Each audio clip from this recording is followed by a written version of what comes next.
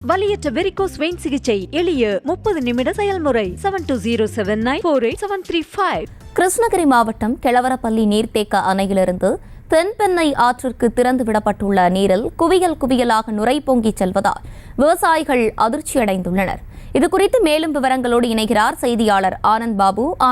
வணக்கம், விவரங்களை வழங்கலாம்.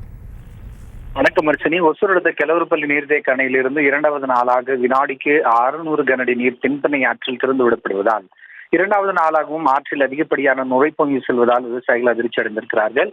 கர்நாடக நீர்பிடிப்பு பகுதிகளில் பெய்து வரும் கனமழை காரணமாகவும் கெளவரப்பள்ளி நீர்த்தேக்க அணை தற்போது முழு கொள்ளளவை எட்டி வருவதால் தற்போது அணையின் முழு கொள்ளளவான 44 அடிகளில் 41 அடிகள் நீர் நிரம்பியுள்ள நிலையில் அணையின் பாதுகாப்பு கருதி வினாடிக்கு 426 கனஅடி நீர் வந்து கொண்டிருக்கும் நிலையில் 600 கனஅடி நீர் தென்பெண்ணை ஆற்றில் திறந்து விடப்பட்டு வருகிறது. இந்த நிலையில் அதிகப்படியான ரசாயன கழிவு நீர் நீரில் கலந்திருப்பதால் ஆற்றில் செல்லக்கூடிய நீர் அதிகப்படியான நுரை பொங்கி காட்சியளிக்கிறது. பொதுவாக காலை நேரங்களில் நுரை அதிகரித்து காணப்படும் நிலையில் வெயில் அதிகரிக்கும் போது நுரையின் அளவு குறையும். ஆனால் தற்போதும் கூட வெயில் அதிகரித்துள்ள நிலையிலும் நுரை அளவு குறையாமல் செல்வதால் விவசாயிகள் மத்தியில் அதிர்ச்சியை ஏற்படுத்தியிருக்கிறது. அர்ச்சினி, விவரங்களை வழங்கியமைக்கு நன்றி ஆனந்த் பாபு. வலியற்ற வெரிகோஸ் வெயின் சிகிச்சை எளிய 30 நிமிட செயல்முறை 7209487335.